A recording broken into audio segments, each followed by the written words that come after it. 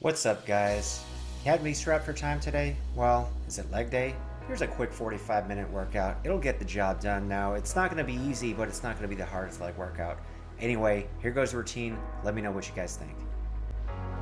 You'll never have an excuse to miss legs again.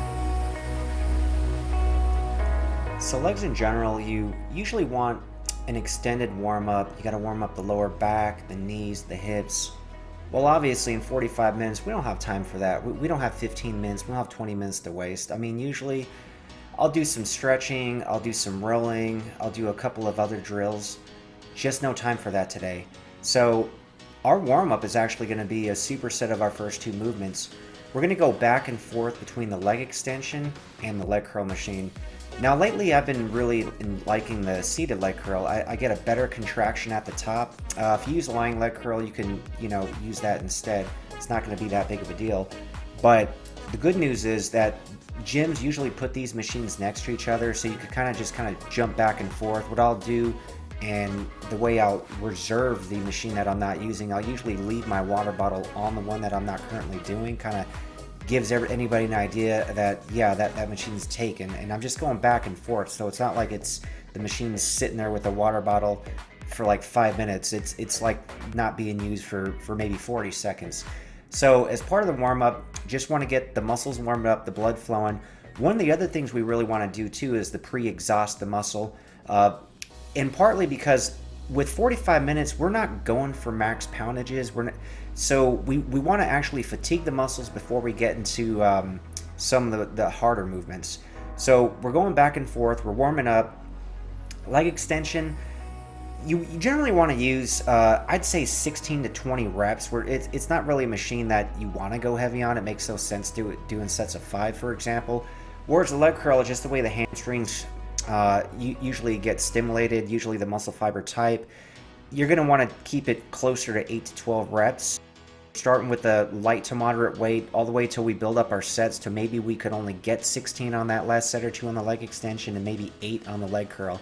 So that's literally going to take you about 10 minutes. And again, you might rest a little bit between the two, but the machine should be close enough next to each other where you're just kind of going back and forth slowly up in the weight. So as soon as the quads get stimulated and fatigued, you're going to the hams. By the time the hams get stimulated and fatigued, the quads have recovered. You're just going back and forth, and it's not a movement in general that's going to tax the body, so it's an easy one to superset. The next movements we're going to do, I'm going to do a variation of the deadlift. What I like to do is a sumo deadlift. So I keep my feet wider than shoulder width, and I kind of have my hands between the legs, and I get a really nice deep stretch on the hamstrings on this. Again, we're not going for max poundages. In fact, I'm keeping my reps at like 16%, and that's not even the failure. It's going to be hard enough.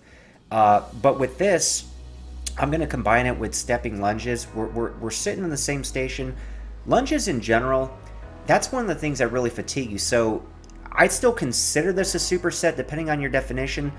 Some people define it as no rest between the two exercises, whereas other people define it as, catch your breath, get some water. So I still consider this a superset, because if I were just doing the sumo deadlifts alone, I'm going to be resting a little bit more between sets. So the rest time is going to be cut. I'm not going to rest as much before I do my lunges, and then after the lunges, I'm not going to rest as much before I get back to that sumo deadlift.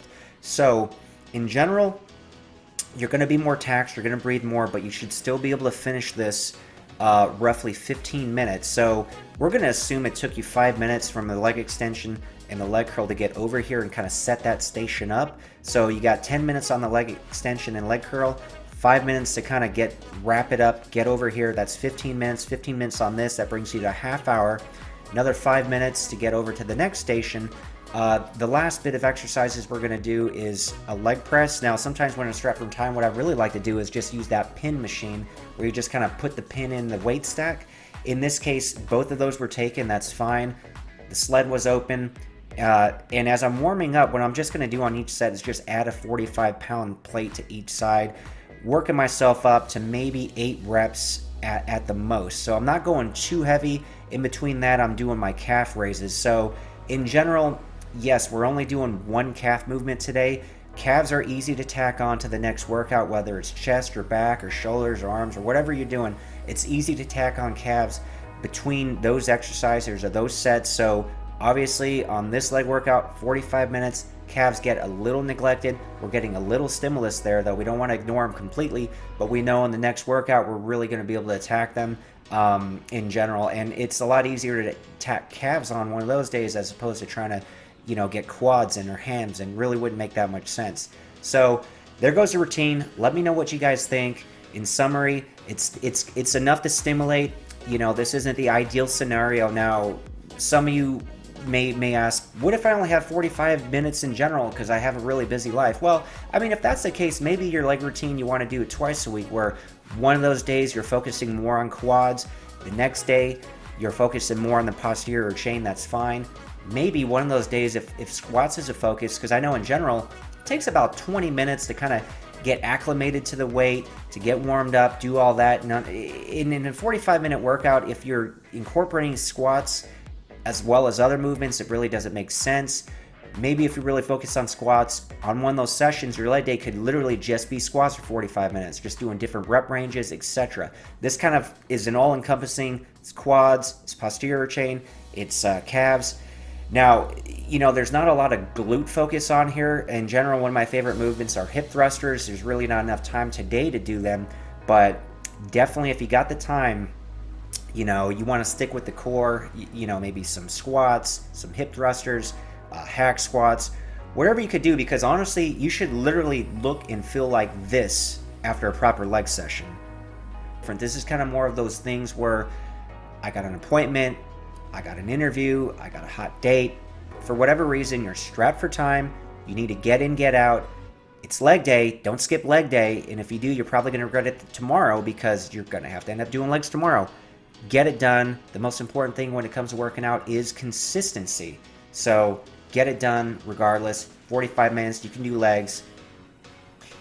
Thanks so much for watching, everyone. So if you liked the video, please give me the thumbs up. If you didn't like it, let me know. I'd like to hear either way, so click the down arrow. And if you're interested in this and health and fitness in general, please subscribe to the channel. I'll be doing a lot more uploads in the future, and I hope to see you guys on the next one.